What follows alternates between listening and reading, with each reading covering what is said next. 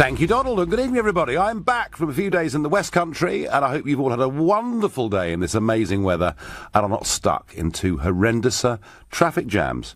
Well, it's supposed to be the silly season, where we get stories about great white sharks on Cornish beaches and all the rest of it, but actually, pretty big political news over the course of the last couple of days.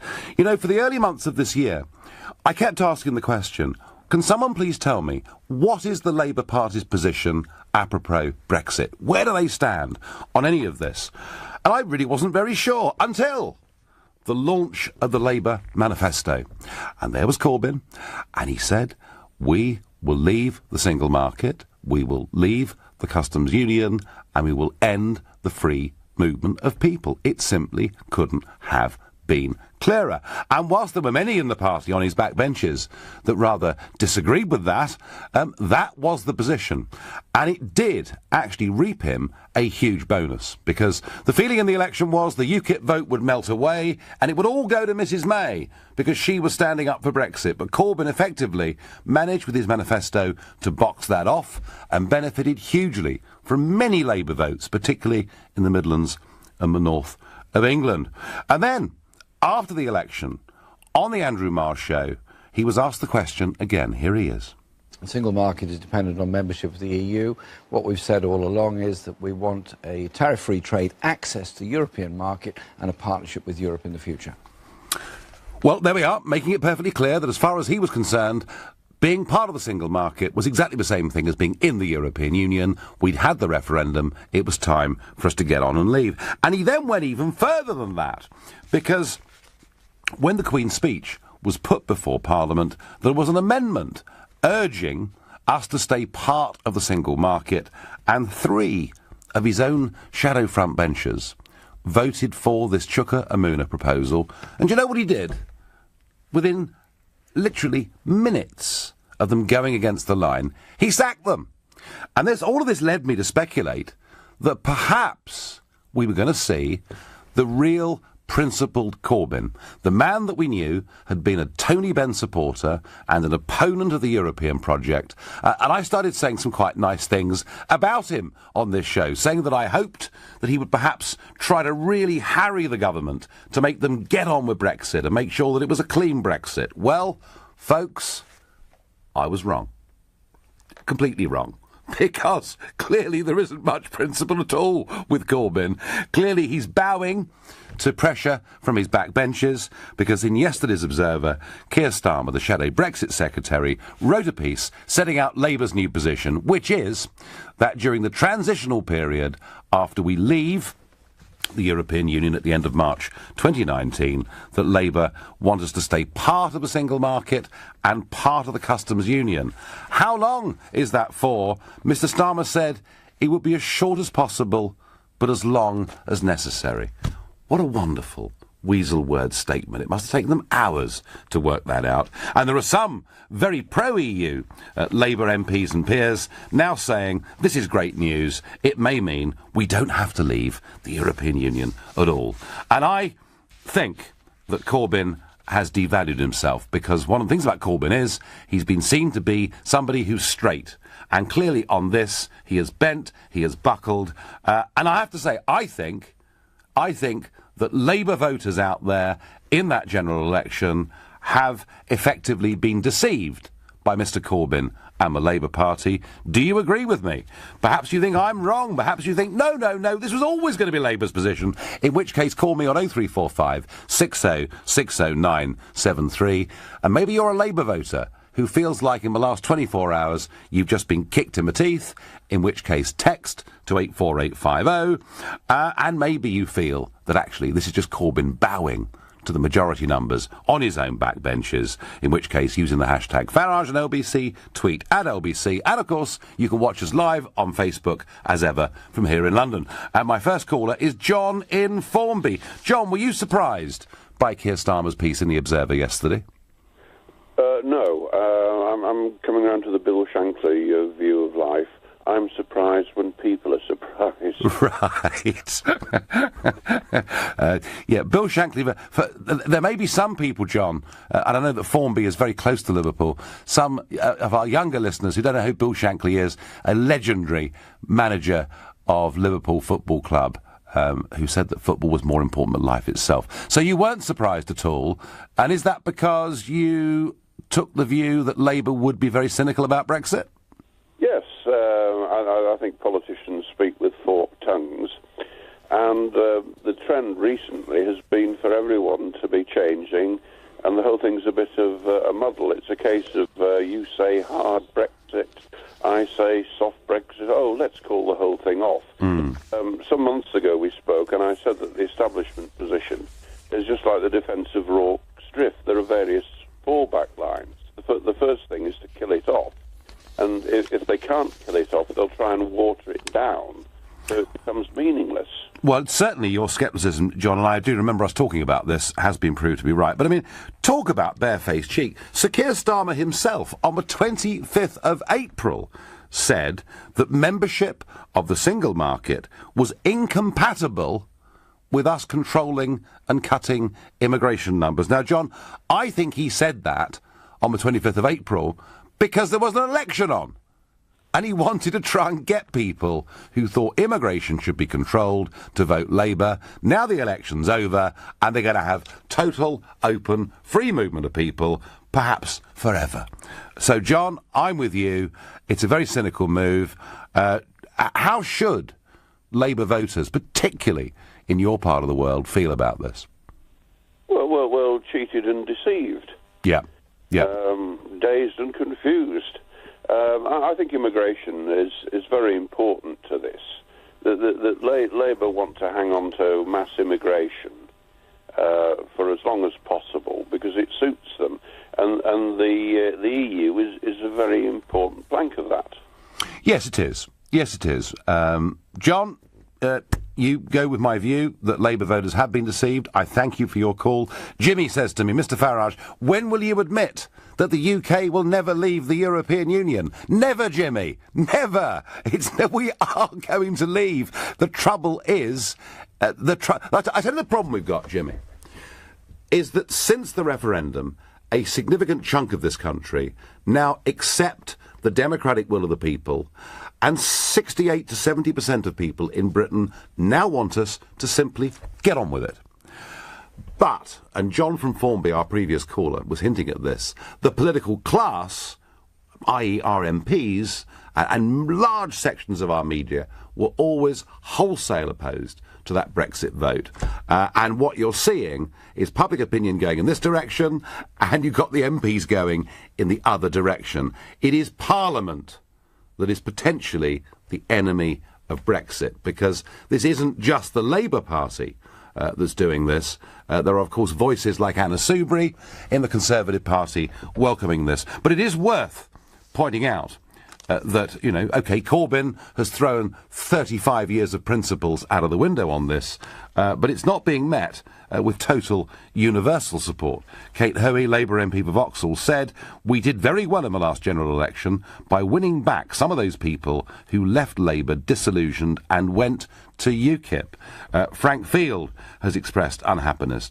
John Mann says there are a lot of ladders being laid by the shadow cabinet to the continent, and they require a clearly defined immigration policy for us to remain credible, and several anonymous quotes from Labour MPs as well. I would think that if you're a Labour MP from a strong Brexit constituency, you're going to be pretty nervous tonight about the direction this Labour Party has taken. Nigel, Labour has indeed duped us re-Brexit. They wanted us to remain and continue to take this stand. The Labour Party will never allow Brexit. Well, it does begin to look a little bit like that. I certainly think that, there was the toing and froing earlier in the year. There was the position in the election. There was the Marr interview, the sacking of the three front benchers. And I try to be... the reason I felt rather optimistic about it was it seemed to me that Corbyn's position as leader was pretty unassailable, and yet he's buckled. I'm going to Dara in Harrow. Good evening. Good evening, Nigel. How are you? Good. Are you a Labour voter, Dara? Tell me.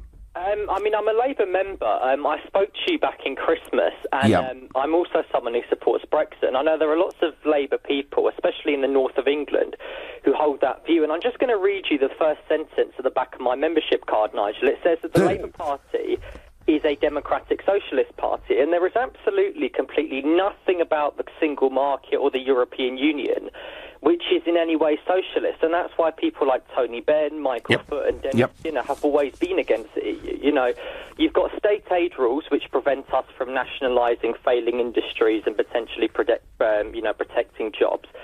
We have a free movement of people, which means that we can bring in as many people as we need, create an oversupply of labour and undercut wages and conditions. And we also have railway directives which prevent us from nationalising the railways. Yes. The whole thing is completely set up to promote big business, and it is essentially a capitalist farce. And loads of people on the left are completely against it. So the idea that Jeremy Corbyn would do a U-turn on this to appease, the arch-Blairites in the party like Amuna, Liz Kendall and Tristram Hunt when he was an MP, I think is absolutely, completely disgraceful. And him and Diane Abbott and others should have the gumption to stand up and to say to Labour voters and Labour members, we are a socialist party, we can't support the single market because of that, and on top of that we must also respect the will of the people, and we need to have a clean sweep. Because even if you look at it from a neutral perspective as well, taking party politics aside, you can't leave an organisation if you don't leave all of its associated institutions. Which was the point, Dara, that he was making on that Andrew Marr interview, wasn't it? And making it very clearly. I mean,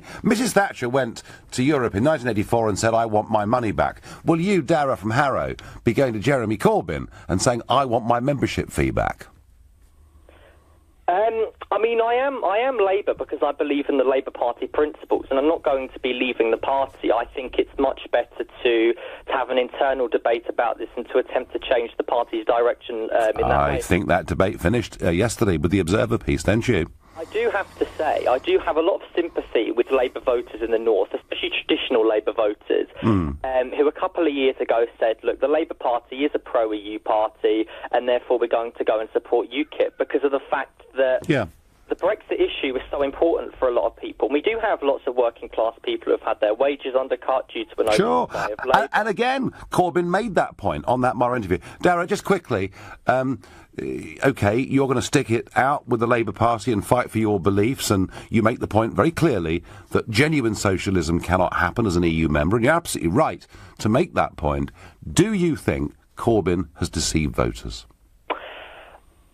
I don't like to say this because I do think he's quite a generally honest person. Come on, yes or no? I think on this occasion, I think that him and some members of the shadow cabinet have essentially, I think that they've succumbed to some of the Blairites in the parliamentary party. Right, I'll take that as a yes, Dara. I thank you very much for your call. And, OK, if we haven't spoken, 8 months ago is the last time we spoke, keep in touch. And we'd love to sort of get the temperature of how a Labour member who's a Eurosceptic is feeling. You're listening to the Nigel Farage Show, exclusive in LBC, on this lovely Bank Holiday Monday, and it's 7:16.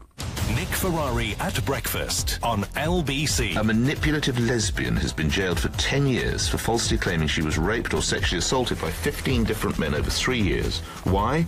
She was trying to make her girlfriend jealous.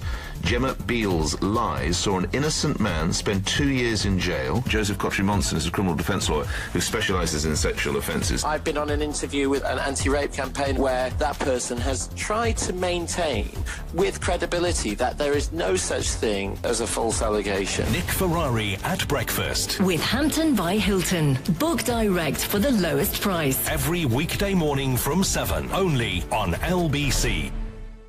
Moving house. Nightmare. I need a plasterer, plumber, electrician, builder, painter, locksmith, gardener, and somebody to move my valuables, the drinks trolley. Relax, relax. It's Trust a Trader. They have all the tradespeople you can think of, reputable and reviewed, so you always get a job well done. Well done, me, I say, for getting it all sorted. I shall reward myself with a cheeky tipple from the trolley. Chin chin, pass me the gin. Visit trustatrader.com. Trustatrader.com. I can't believe it. This is amazing. Thank you, universe. Dave, it's just a shopping trolley. It already had £1 in it. That's what we call one of life's small victories. And here's another. Get a Vauxhall Astra SRI for just $215 a month, plus advanced rental. Vauxhall. Isn't life brilliant? Search small victories. Personal contract hire. Advance rental of 4945. 35 monthly rentals of 215. Excess miles over contracted mileage of 24,000 over 36 months charged at 11 pence per mile. You will not own the car. T's and C's apply. Order by 2nd October 2017. Welcome to London's exquisite Indian dining experience, Marla Restaurant.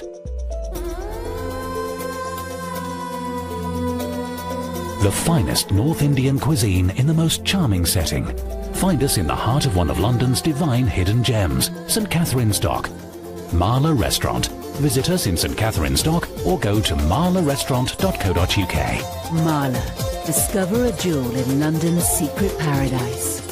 Hurry into Homebase for unmissable bank holiday deals. Right now, get Crown 2.5 litre standard coloured emulsion, just 2 for £22. Excludes pure brilliant white. Homebase, always low prices.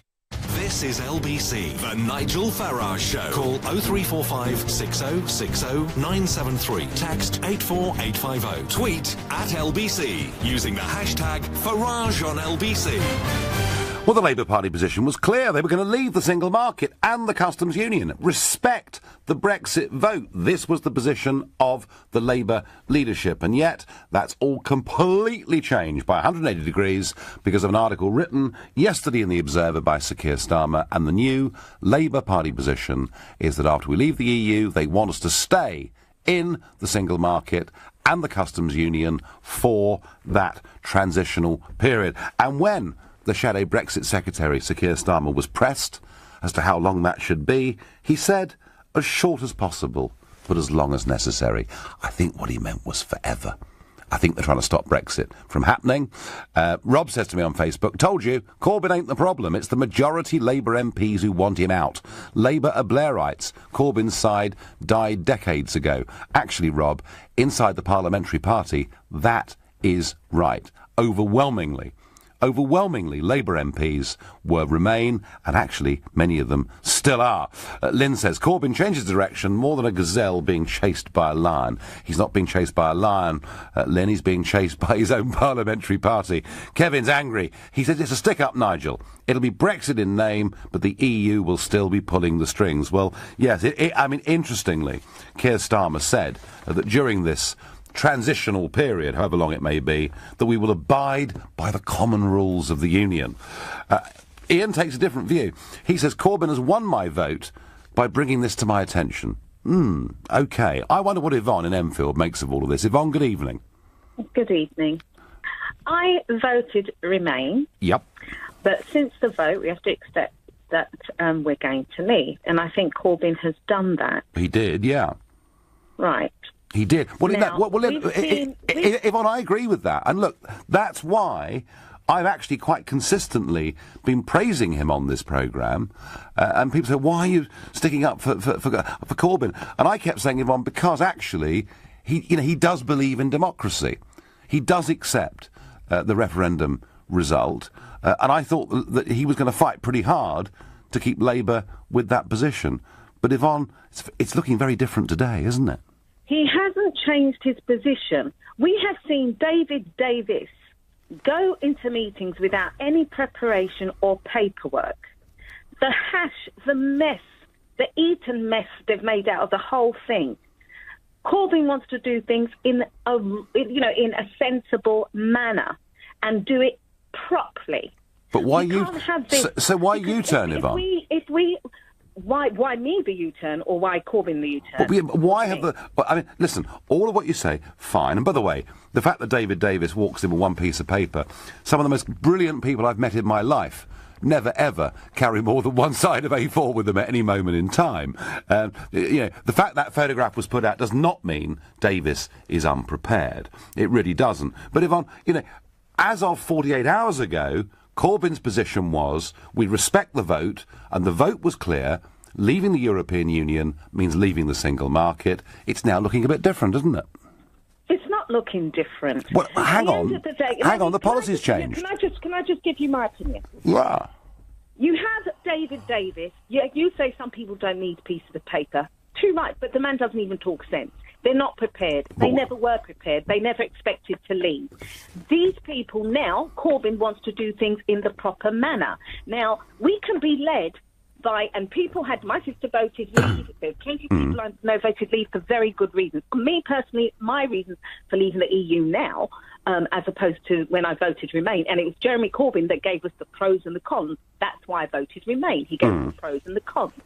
Now, if we're going to let a few rabid racists go mad because they're not getting their own way just to come out of the single market, that's just the most ridiculous thing. We have to think with sensible things and think properly and see and make sure this thing is actually thought through properly. So 24 hours ago, Yvonne, 24 hours ago, Jeremy Corbyn, having thought it through properly, following on from his Andrew Marr interview, said that the freedom of movement had to end because we did not need excessive Labour coming to this country from the European Union. That was his position. He argued it very clearly on the television. He argued it from the perspective of putting the interests of British workers first.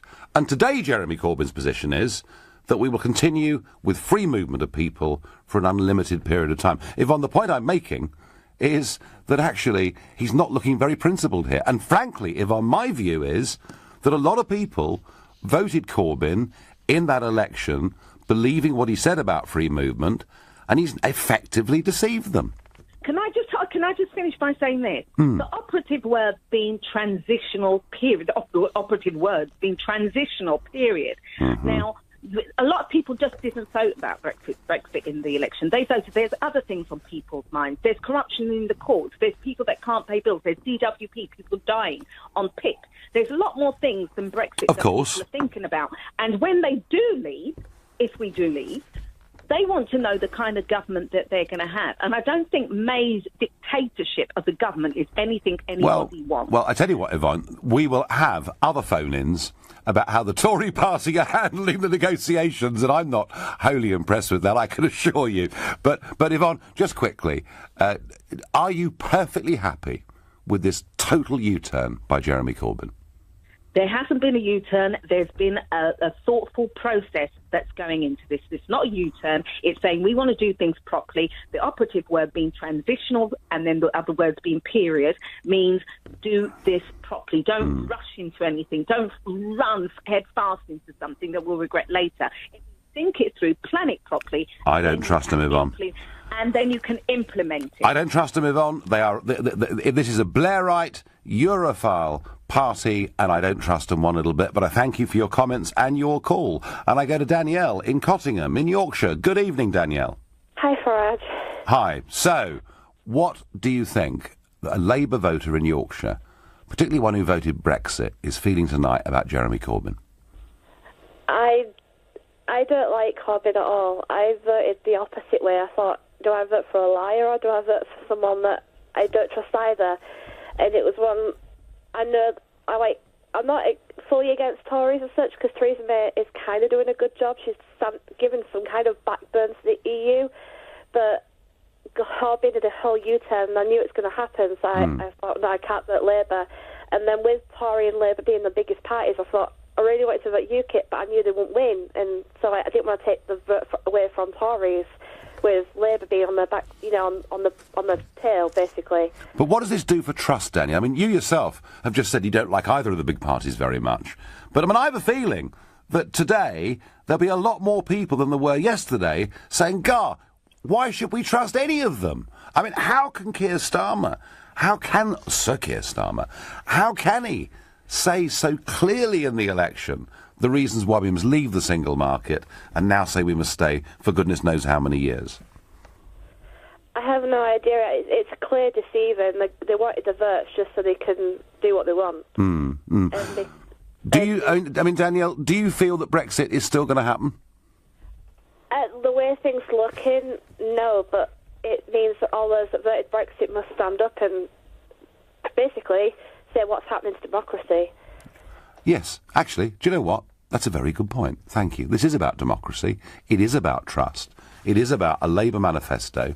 It is about what was said, in the run-up to the Queen's speech by the leader of the Labour Party, backed up very strongly, by the way, by John McDonnell, the Shadow Chancellor, and now they've completely changed direction. Tariq says, no doubt in my mind that Jeremy Corbyn will be Prime Minister. Well, probably, Tariq, he's thinking more about that than he is his own political principles, and I think less of him as a result of today. Lynn says, Corbyn... Oh, no, I've had Lynn already. Let's go to David in Worksop. David, good evening. Hello, yeah, I think you've more or less just said what the gist of my call is. It's a very crafty plot by the Labour Party. They want to go against what the government general stance will be, and thus force a vote of no confidence. What they want to do is get SNP and the rest of the mob together to defeat the government by going totally against what they feel that the government stance will be, i.e. to leave the single market and the customs union. And so force a vote of no confidence in the government. Yep.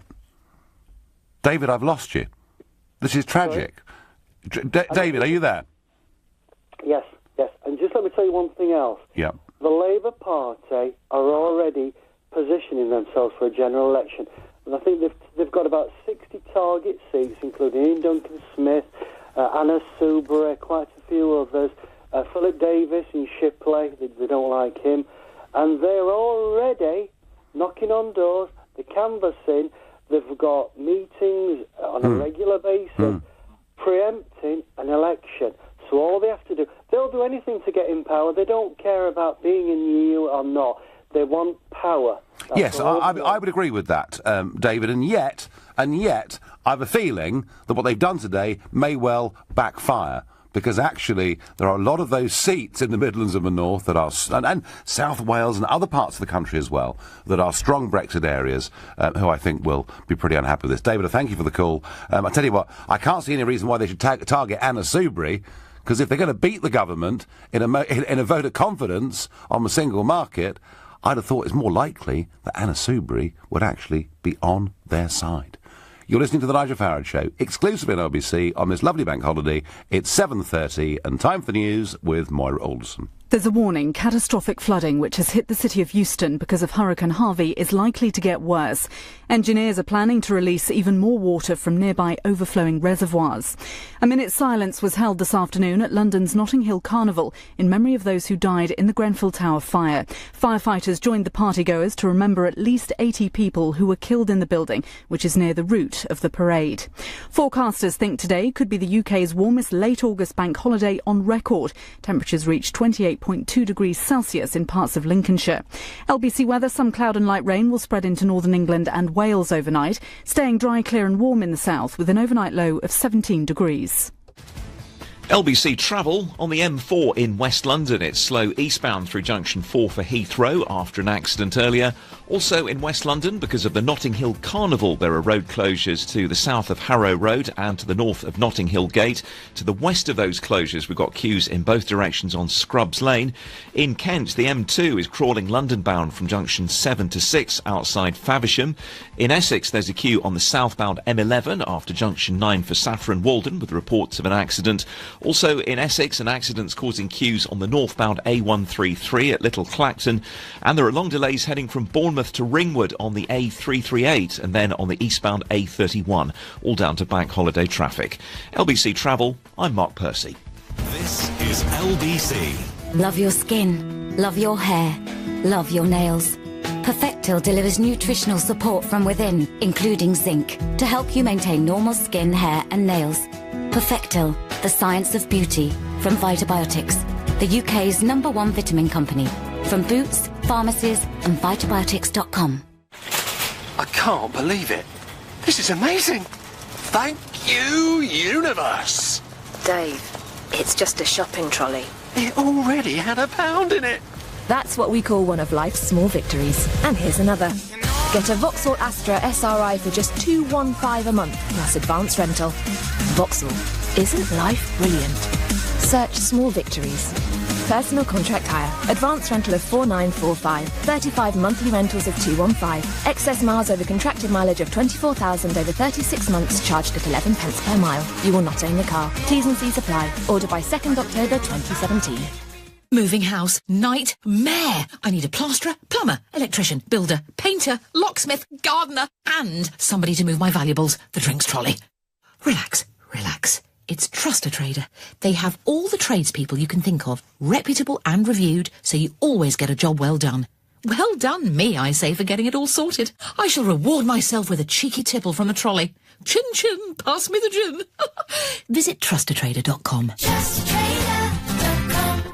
The Virgin Atlantic worldwide sale is now on. It's your chance to rock to a different rhythm on a Caribbean beach. Or book your place next to the high rollers and pool party goers in legendary Las Vegas.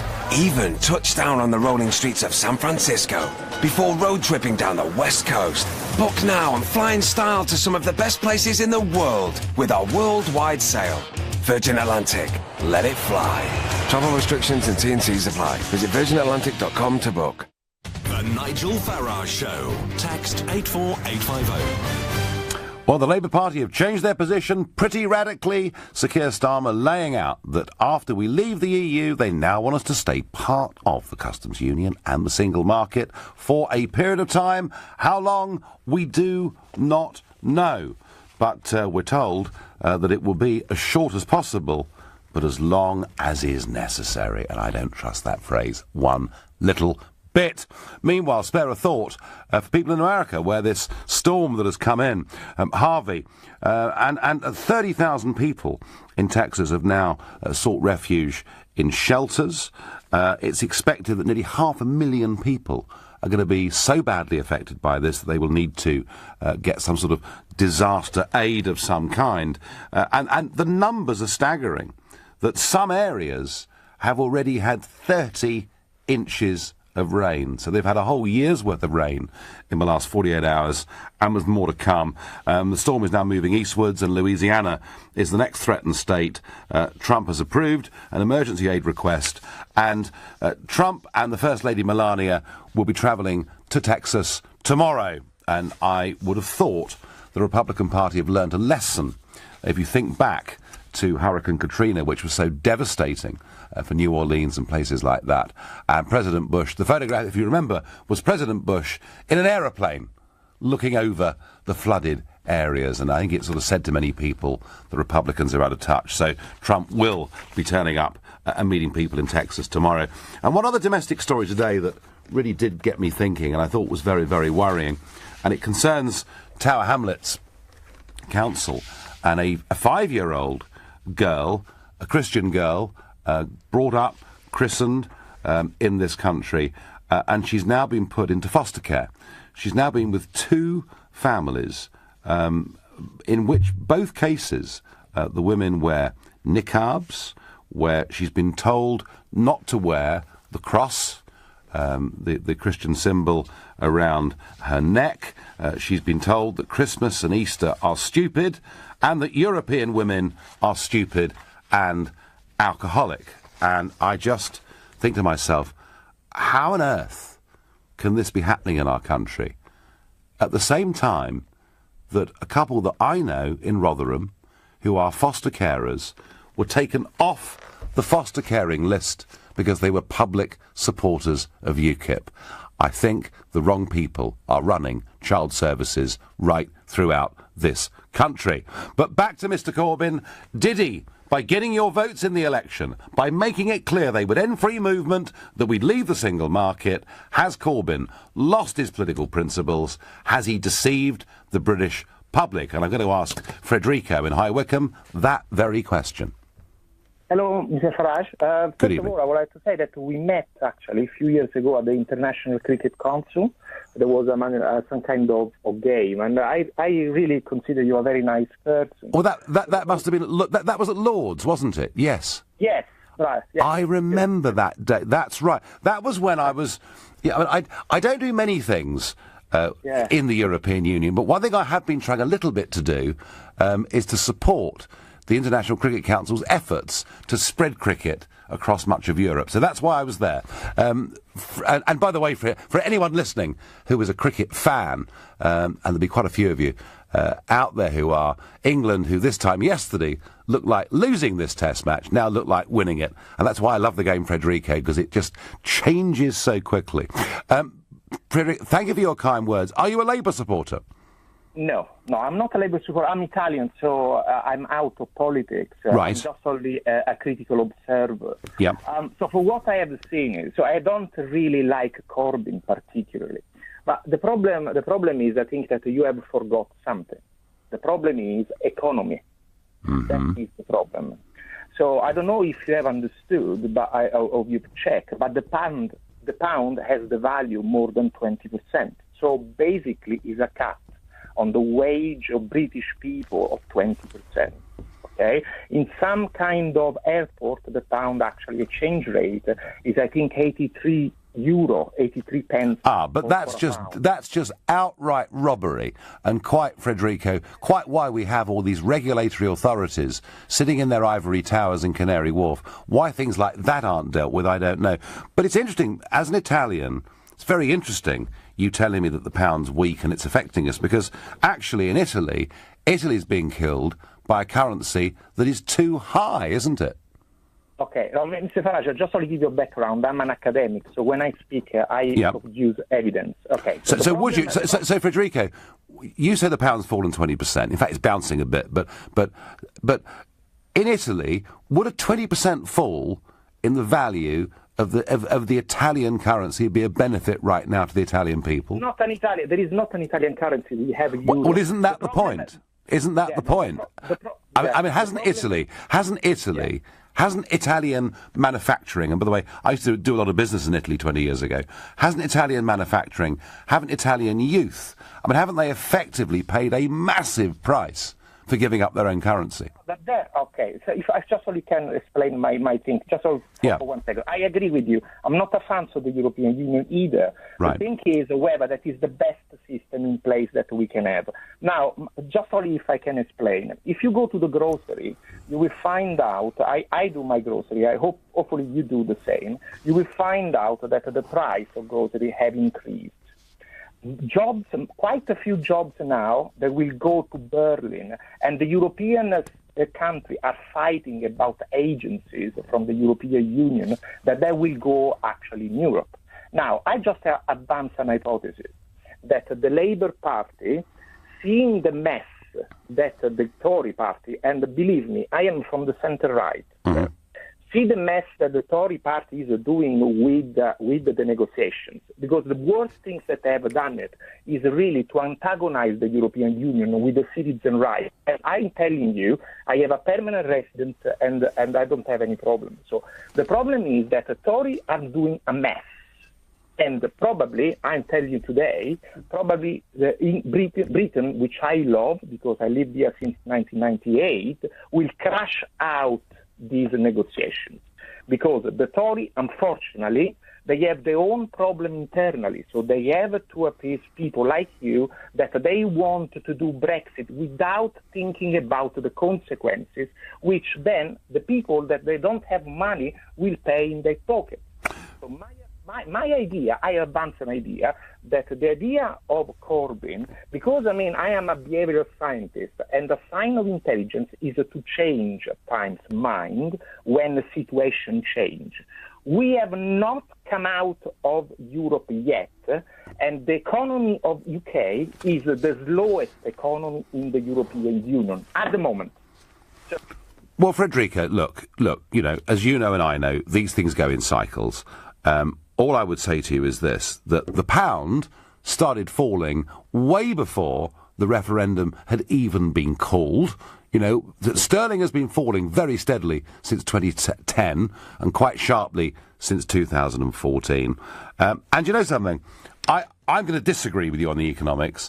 I think there's a great big world outside of the European Union, because 85% of the global GDP is not within the Eurozone. But, Federica, there's something else that I want to point out to you, and it's this, that when experts of any kind tell us you're going to be better off or worse off, we're quite cynical. The Brexit vote wasn't about whether we're going to be better off or worse off.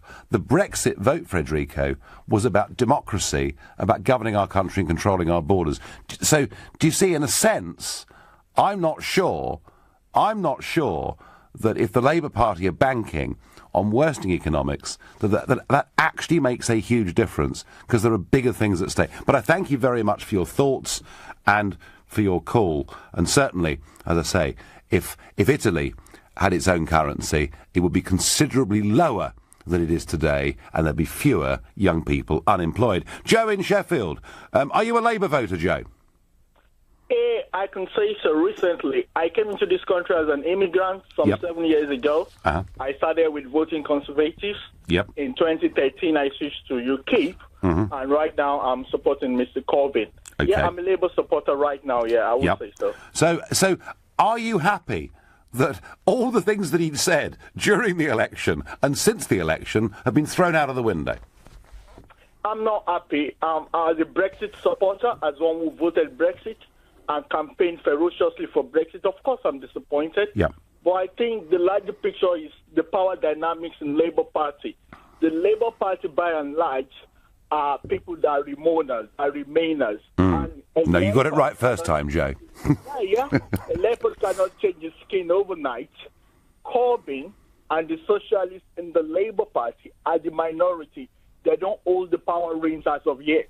So it's going to be difficult for Corbyn, turning 360 degrees, the opinion of rampant, rabid Remoaners like Shuka Umuna and others, that they should follow him out of the single market and custom union. And I think Corbyn might have performed a deft political move like he did just 3-4 months ago during the general election. It's the same position Corbyn found himself last year during the referendum. And he said, instead of fighting my party and fighting tooth and nail, I better just go along with my party, knowing that overall people might vote out, Brexit might win. So I think Corbyn is probably seeing the larger picture that by the time the chance or opportunity comes for me to get into number 10, we'll be done with Brexit anyway. It's the Conservatives that are going to execute Brexit, and they will not be so mad again to call for another general election. Well, Joe, in terms of political calculations, you may well be right. It might be the clever thing to do. But, Joe, it isn't very principled, is it, for a man who's fought the European Union since 1983 to have done this? And I think that as somebody with a reputation as a straight speaker, this damages his reputation. Would you agree with that, Joe, or not? Yeah, I would agree with that, but I want you to understand, Farage, and like you two must have found yourself in this position many times as a leader of your party. Do you know what, Joe? Joe, do you know what? Hello? Party leaders, Joe, often have to do things they don't want to do. The question is, this is the most important issue of the day, and I think a man who has been so clear where he stood for 35 years on this, I don't think he comes out of it very well. Joe, I thank you very much for your fascinating call. You're listening to the Nigel Farage Show here on LBC on this lovely bank holiday. It's 7:45. Coming up at 8 on LBC, Clive Bull. The war of words between Jeremy Hunt and Stephen Hawking is raging on. So who's right? Is the NHS heading for privatisation? And is it better funded than ever? Clive Bull on LBC. West Way, there's no other way. Save way more with a nearly new delivery miles only bargain from Westway Nissan. Hurry and you'll make incredible RRP savings on selected 66 and 17 plate Nissans, like up to 30% off X-Trails, up to 26% off Micras, up to 35% off Notes, up to 37% off Dukes, and up to 38% off a Qashqai. Be quick, stock is limited, and once they're gone, they're gone. So Google Westway Nissan today. Fancy the thrill of being a city trader, but don't know your footsie from your Forex? Well, now you can gamble on something you really do understand by betting on Football Index, the football trading exchange. Simply buy and sell top players on Football Index for real cash. Trade up to £500 risk-free. And if you don't love Football Index, we'll give you your money back. Go to footballindex.co.uk or download the app and become a football trader today. Over 18s and new customers only. Deposit required. Other terms apply. Gamble responsibly.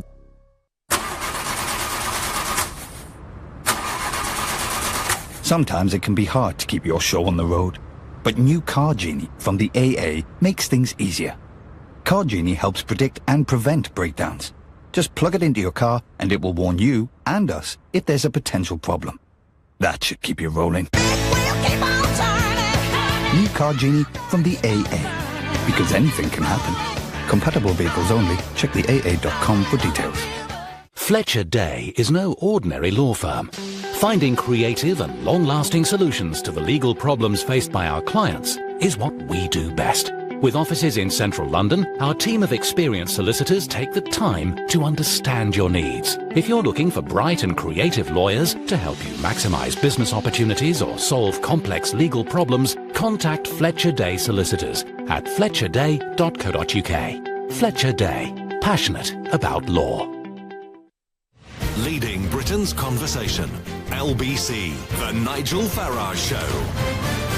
The Blairites, the internationalists as they call themselves, and the corporates have had a very good 48 hours as they've got the Labour Party to completely change its policy. They now, after we leave for a transitional period of time that could last, who knows, forever, want us to stay part of the customs union and the single market, and crucially, freedom of movement of people within the EU will continue.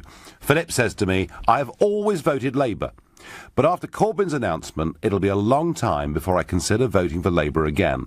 The one thing I've learnt is you can't trust or believe our mainstream politicians. Philip, that is what got me into politics in the first place. I felt so let down by the whole thing 25 years ago. And for me, it was when we joined the exchange rate mechanism. You know, we pegged sterling effectively against the Deutschmark. I thought it was a mad thing to do. Everybody told me I was wrong. It was the right thing to do, and it was the wrong thing to do. And then the same group of people told us if we didn't join the euro, the City of London would disappear, manufacturing would go, investment would freeze. If we didn't join the euro, Britain was finished. Well, thank goodness we didn't join the euro, and they were wrong again. And they're wrong again today by telling us that our future is to be tied up in this over-regulated customs union and single market, when of course we want to be friends and trade with our European neighbours, but there's a bigger, more exciting world out there. That's certainly my view, and I think it's now increasingly the view of the British people by quite a clear majority, just not the people we have sitting in Parliament. Hi, Mr Farage. What is your problem with both the UK and the EU living in peace and sharing prosperity with each other, says James.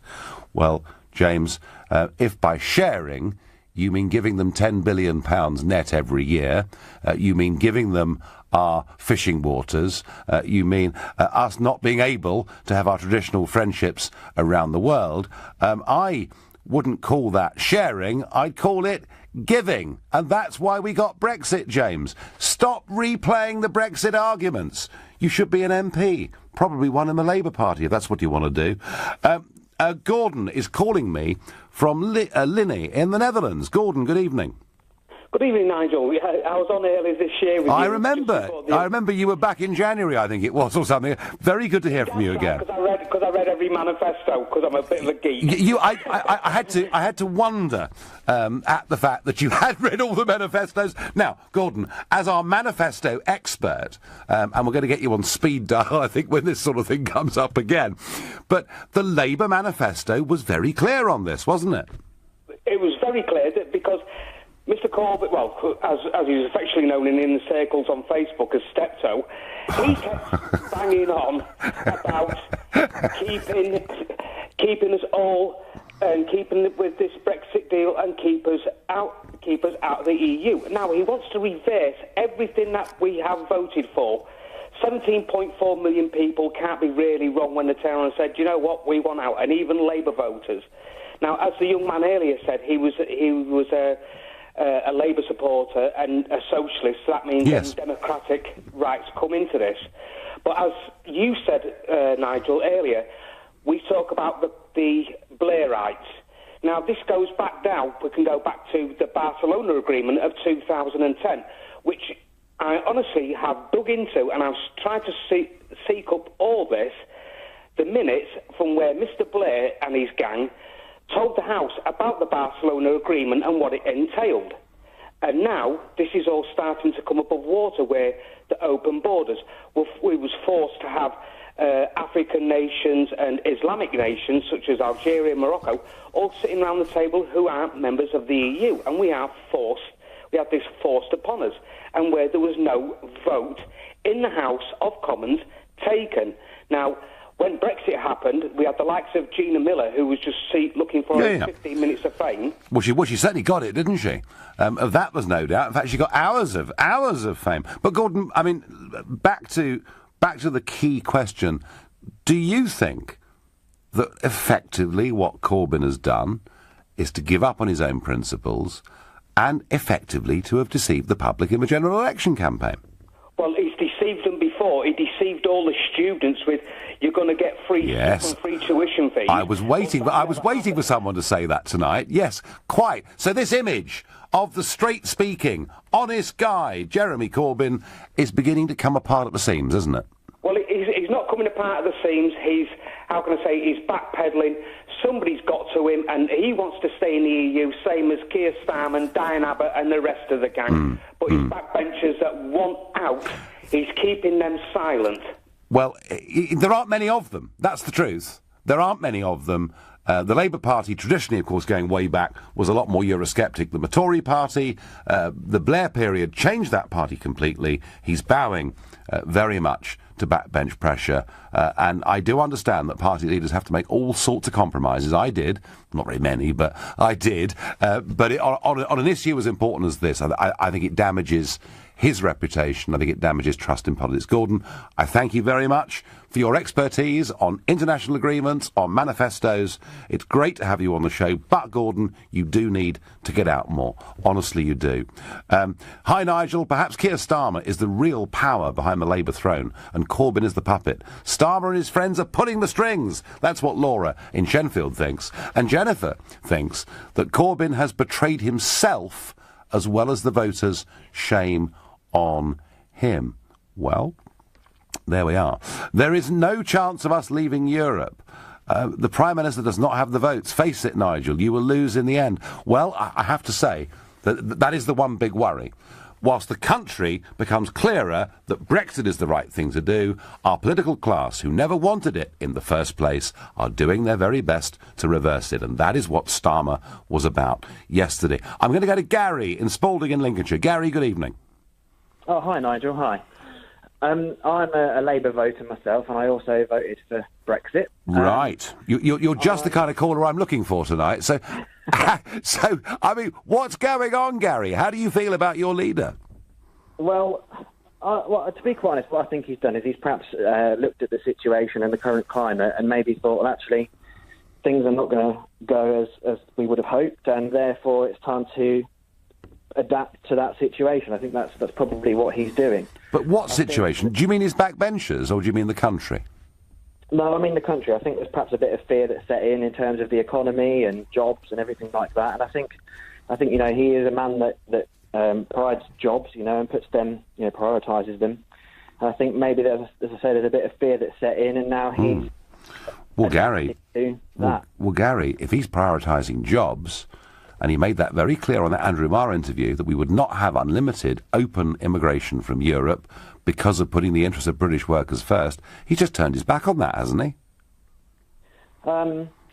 Potentially. I mean, the situation really there would be that there's not going to be that, the people to fill those jobs straight away. And I think that's perhaps where they're looking at this transitional arrangement. I think there is going to be a situation at the next general election where the previous one is a case of people voted for Corbyn and some people voted for Labour, and I think that now half of that situation might now be gone. So I think it is going to damage the next election. Oh, I think I'd rather agree. I mean, Gary, do you know what? We didn't vote for transitional arrangements. We voted to leave. Now, I accept there has to be a negotiation. It took the government 9 months to trigger Article 50.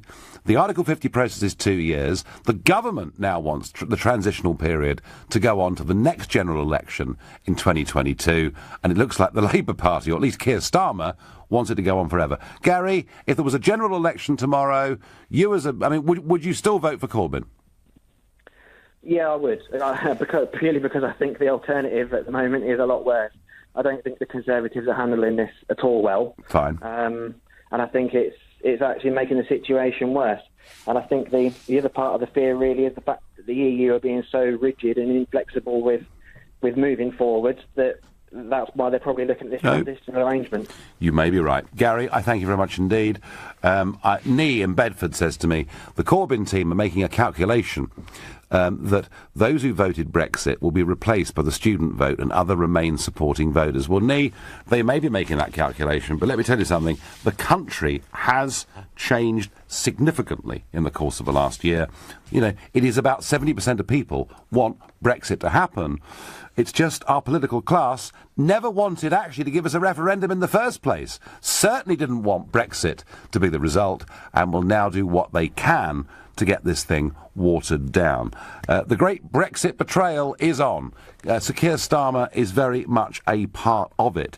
He said shamefully in the election that we'd leave the single market because we had to control immigration, but clearly he didn't mean it. Corbyn should have held the line on this one and not given in to the Blairites on his backbenches. In doing so, he will pay a price for this, because you can't go on being thought to be a pretty straight kind of guy if you do this sort of thing. And I think the Labour Party may well pay a price for this in many Midlands and Northern seats. That's my view. You've been listening to the Nigel Farage Show here on this bank holiday. Now, I'm back tomorrow at the earlier time of 4 p.m, because I'll be sitting in for Ian Dale on Drive for the rest of the week. We'd had the referendum. It was time for us to get on and leave. And he then went even further than that, because when the Queen's speech was put before Parliament, there was an amendment urging us to stay part of the single market, and 3 of his own shadow front benchers voted for this Chuka Umunna proposal. And do you know what he did? Within literally minutes of them going against the line, he sacked them.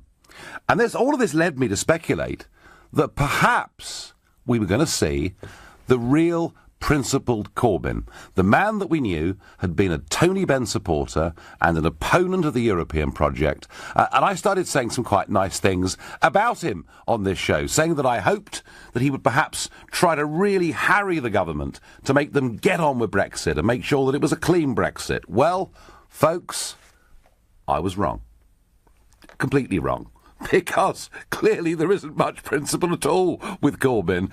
Clearly he's bowing to pressure from his backbenchers, because in yesterday's Observer, Keir Starmer, the shadow Brexit secretary, wrote a piece setting out Labour's new position, which is that during the transitional period after we leave the European Union at the end of March 2019, that Labour want us to stay part of the single market and part of the customs union. How long is that for? Mr Starmer said it would be as short as possible, but as long as necessary. What a wonderful weasel word statement. It must have taken them hours to work that out. And there are some very pro-EU Labour MPs and peers now saying this is great news. It may...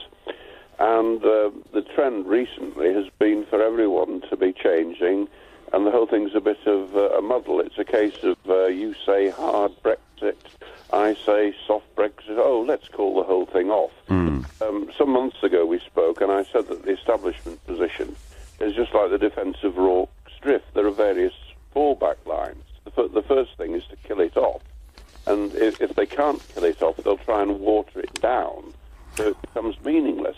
Well, certainly your scepticism, John, and I do remember us talking about this, has been proved to be right. But, I mean, talk about barefaced cheek. Sir Keir Starmer himself, on the 25th of April, said that membership of the single market was incompatible with us controlling and cutting immigration numbers. Now, John, I think he said that on the 25th of April because there was an election on.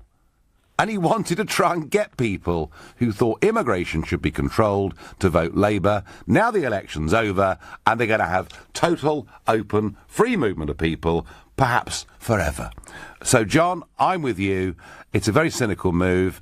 How should Labour voters, particularly in your part of the world, feel about this? Well, cheated and deceived. Yeah. Dazed and confused. I think immigration is very important to this. That Labour want to hang on to mass immigration for as long as possible because it suits them, and the EU is a very important plank of that. Yes, it is. Yes, it is. John, you go with my mean, we don't have to leave the European Union at all. And I think that Corbyn has devalued himself, because one of the things about Corbyn is he's been seen to be somebody who's straight. And clearly on this, he has bent, he has buckled. And I have to say, I think that Labour voters out there in that general election have effectively been deceived by Mr Corbyn and the Labour Party. Do you agree with me? Perhaps you think I'm wrong. Perhaps you think, no, this was always going to be Labour's position. In which case, call me on 0345 60 60973. And maybe you're a Labour voter who feels like in the last 24 hours you've just been kicked in the teeth, in which case text to 84850, and maybe you feel that actually this is just Corbyn bowing to the majority numbers on his own backbenches, in which case using the hashtag Farage and LBC, tweet at LBC, and of course you can watch us live on Facebook as ever from here in London. And my first caller is John in Formby. John, were you surprised by Keir Starmer's piece in The Observer yesterday? No. I'm coming around to the Bill Shankly view of life. I'm surprised when people are surprised. Right. Yeah, Bill Shankly. There may be some people, John, and I know that Formby is very close to Liverpool, some of our younger listeners who don't know who Bill Shankly is, a legendary manager of Liverpool Football Club, who said that football was more important than life itself. So you weren't surprised at all, and is that because you took the view that Labour would be very cynical about Brexit? Yes, I think politicians speak with forked tongues. I view that Labour voters have been deceived. I thank you for your call. Jimmy says to me, Mr Farage, when will you admit that the UK will never leave the European Union? Never, Jimmy. Never. We are going to leave. The trouble is, I tell you the problem we've got, Jimmy, is that since the referendum, a significant chunk of this country now accept the democratic will of the people, and 68 to 70% of people in Britain now want us to simply get on with it. But, and John from Formby, our previous caller, was hinting at this, the political class, i.e. our MPs, and large sections of our media, were always wholesale opposed to that Brexit vote. And what you're seeing is public opinion going in this direction, and you've got the MPs going in the other direction. It is Parliament that is potentially the enemy of Brexit, because this isn't just the Labour Party that's doing this. There are, of course, voices like Anna Soubry in the Conservative Party welcoming this. But it is worth pointing out that, OK, Corbyn has thrown 35 years of principles out of the window on this, but it's not being met with total universal support. Kate Hoey, Labour MP for Vauxhall, said, "We did very well in the last general election by winning back some of those people who left Labour disillusioned and went to UKIP." Frank Field has expressed unhappiness. John Mann says there are a lot of ladders being laid by the shadow cabinet to the continent, and they require a clearly defined immigration policy for us to remain credible. And several anonymous quotes from... Thank you, Donald, and good evening, everybody. I'm back from a few days in the West Country, and I hope you've all had a wonderful day in this amazing weather and are not stuck in two horrendous traffic jams. Well, it's supposed to be the silly season, where we get stories about great white sharks on Cornish beaches and all the rest of it. But actually, pretty big political news over the course of the last couple of days. For the early months of this year, I kept asking the question, can someone please tell me, what is the Labour Party's position apropos Brexit? Where do they stand on any of this? And I really wasn't very sure until the launch of the Labour manifesto. And there was Corbyn, and he said, we will leave the single market, we will leave the customs union, and we will end the free movement of people. It simply couldn't have been clearer. And whilst there were many in the party on his backbenches that rather disagreed with that, that was the position.